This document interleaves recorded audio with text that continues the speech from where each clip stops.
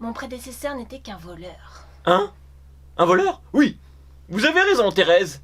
Un voleur, tout à fait. Permettez-moi de discuter des prochaines étapes avec mon associé. Mais, monsieur Cortex, que fait-on pour les loutres de mer? Oui, je penserai à elle.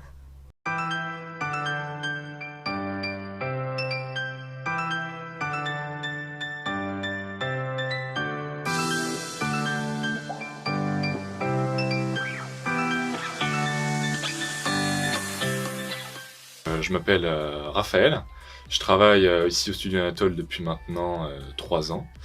Et ça fait depuis le début de cette année scolaire qu'on travaille avec l'acting pour faire des petites formations, des petites initiations voix off et doublage le temps d'une matinée. Des bonnes intentions, des bonnes idées, une bonne manière de rentrer dans les répliques, d'attaquer. La projection était peut-être un peu faible au début, t'étais parti un peu...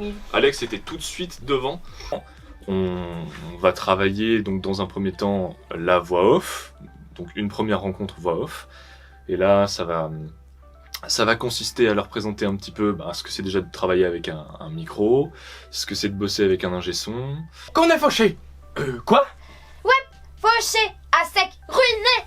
Oh, et toutes ces pauvres loutres de mer orphelines. Qui va s'en occuper?